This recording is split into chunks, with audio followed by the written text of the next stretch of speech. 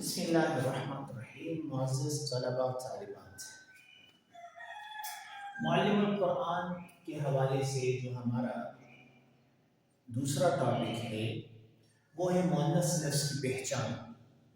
مؤنث لفظ کی پہچان قرآن گرامر یا عربی میں انتہائی آسان ہے. اس کے لیے عموماً جو قاعدہ جو اصول فالو کیا جاتا ہے وہ کیا ہے کہ قرآن گرامر میں مؤنث لفظ عموماً وہ ہوتا ہے جس میں نمبر علامت یا پہچان گول تا ہو، جیسے مغفرت،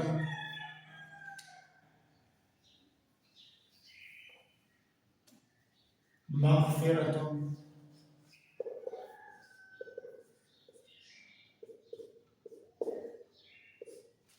اسی طرح الذرۃ، الف لام کی مثال،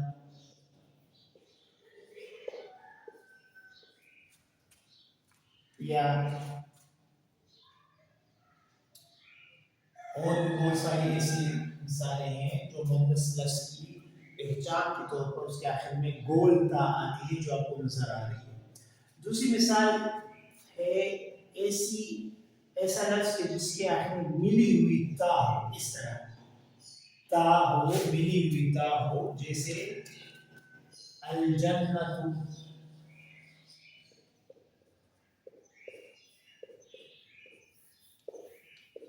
الکعبۃ،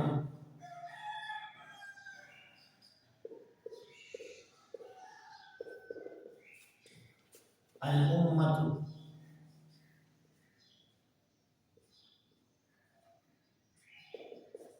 وغیرہ. تو ایسے تمام الفاظ مؤنث لفظ کہلائیں گے عربی گرامر کے اعتبار سے. ان کا اردو میں بھی مؤنث ہونا ضروری نہیں ہے. دوسری بات یہ کہ یہ مؤنث الفاظ ان میں زیادہ تر مؤنث جو الفاظ ہوتے ہیں وہ جب ہم اردو میں کی طرف ہم اس کو تبدیل کرتے ہیں تو یہ بولتا یہ والی تا یہ والی تا زیادہ تر دو طرح کی الفاظ میں تبدیل ہو جاتی ہے. نمبر ایک میں لکھ دیتا ہوں، مؤنث عربی لفظ کی اردو میں تبدیلی دو طرح ہوتی ہے.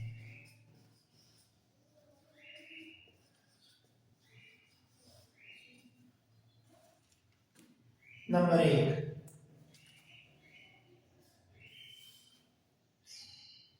ہے سے،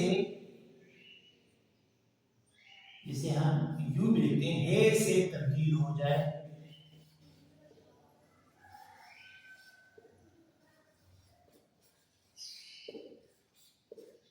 جیسے مغفرہ، جیسے کعبہ کو ہم لکھتے ہیں کعبہ، یہ ہے سے تبدیل ہو گئی. یا ذرہ کو ہم لکھتے ہیں ذرہ کو ہم لکھتے ہیں ذرہ، یہ ہے سے تبدیل ہو جائے. دوسری طرح کی تبدیلی کہ کھلی ہوئی تھے سے تبدیل ہو جائے، کھلی ہوئی تھے، کھلی ہوئی تے سے تبدیل ہو جائے.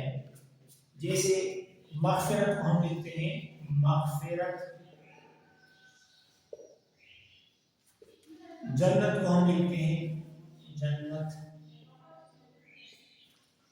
تو یہ بنیادی اصول ہے مؤنث کے حوالے سے جو عمومی قاعدے میں آتے ہیں. جو خصوصی قاعدے میں آتے ہیں ان کے آخر میں گول تا یا ملی ہوئی تا کا ہونا ضروری ہے، جو انشاءاللہ اگلے سبق میں بیان کروں گا. امید ہے کہ یہاں تک آپ کو اچھی طرح سمجھ آ گئی ہوگی. وما علینا الا البلاغ.